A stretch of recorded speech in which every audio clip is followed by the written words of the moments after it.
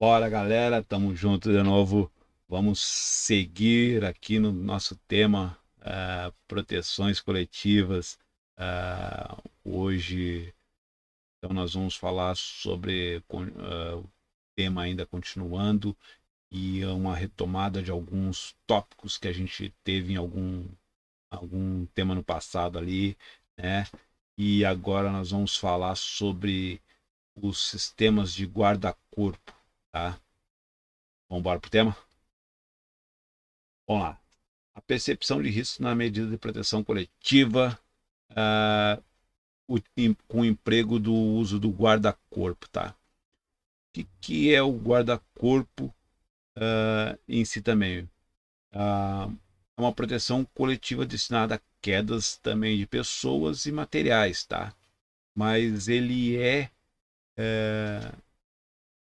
uma medida também de proteção periférica, tá? Onde houver um desnível independente da altura, eu posso, às vezes, aplicar, dependendo, né, da altura, eu posso ter que aplicar um guarda-corpo, tá?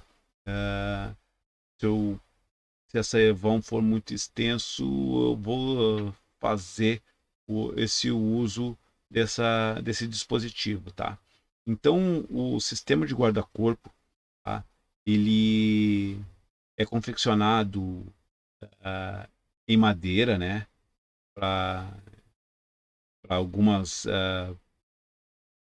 sistemas, pode ser empregado em madeiras, mas nós temos sistemas de guarda-corpo metálico, tá? Que também são, hoje em dia, estão mais sendo aplicados os sistemas metálicos, porque a facilidade de manipulação, montagem e desmontagem é muito grande, reaproveitamento de peças, mas ainda é muito comum e muito usual sistemas confeccionados em madeiras conforme a norma regulamentadora número 18, né? Ah, a preocupação de confeccionar uma estrutura capaz de suportar alguma carga, ela é tanta que ela chega a ter uma recomendação técnica, a RTP número 04, tá? Que também determina ah, essas características que deve, de confecção desse sistema, tá? Então, esse sistema deve ser constituído de uma altura de 1,20, né? Em seu travessão superior, tem um travessão intermediário na altura de 70 centímetros e um rodapé na altura de 20 centímetros em toda a sua extensão. Tá? É, esses travessãos e montantes ali, eles deve ser protegido com uma tela para que objetos não sejam projetados do nível que eu estou protegendo para um nível inferior. Então a gente deve proteger todo essa seção com uma tela de proteção, tá? Também a gente quando utiliza o guarda-corpo metálico, geralmente a tela já está incorporada, mas se a malha for muito larga, a gente vai ter que aplicar tela também, tá?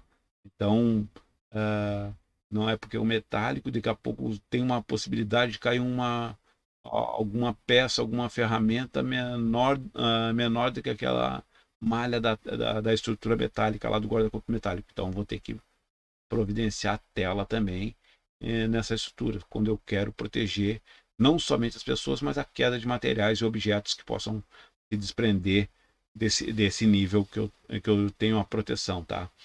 Então, esses sistemas de guarda-corpo, a gente pode ter na laje, mas tem os sistemas de guarda-corpo também que a gente determina corrimão de escada, né? Em escadarias também, né? Então,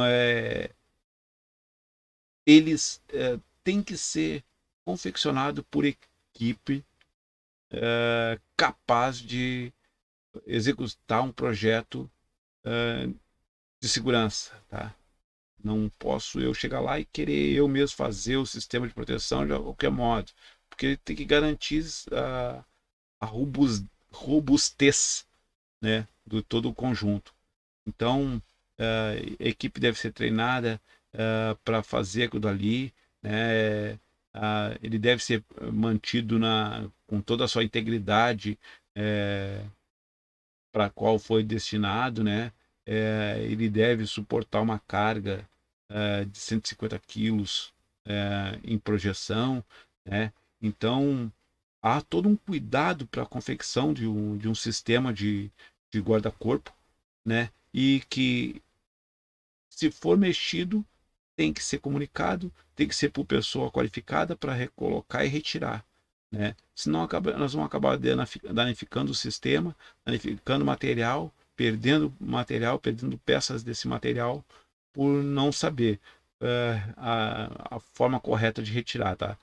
É um equipamento que deve ser mantido sempre, sempre, sempre, né, em perfeito estado de conservação. Não dá para retirar parte da estrutura e achar que nós estamos com um conjunto completo resguardando as equipes, tá? Não. Se uma parte foi comprometida, todo o sistema está comprometido. Então tem que ser mantido sempre em perfeitas condições e qualquer irregularidade tem que ser comunicada, né? Ah, tá soltando uma tábua, até ela rasgou, cara, comunique. A gente vai fazer as correções necessárias para manter a integridade do sistema, tá? Então, nunca remova sem uma prévia liberação do pessoal da segurança, tá? Por quê? Porque nós temos que saber, porque depois nós vamos cobrar que seja reposto o sistema novamente. Nós temos que saber, porque daqui a pouco nós vamos ter que isolar uma área inferior em função da remoção daquele sistema. Nós vamos ter que providenciar ancoragens para o pessoal que vai estar exposto àquela periferia. Então, não é simplesmente retirar para executar alguma tarefa sem haver uma comunicação antes do que nós vamos fazer, tá? Temos que prestar atenção nisso aí, porque se houver a condição insegura, o ambiente pode ser embargado, a atividade pode ser embargada em qualquer momento de uma fiscalização, uma possível fiscalização. Então, não faça as coisas só porque tem que fazer. Vamos dialogar, vamos manter todas uma boa comunicação para que a gente facilite os processos, mas faça os processos caminharem de forma segura. E aí, pessoal, obrigado. Até mais.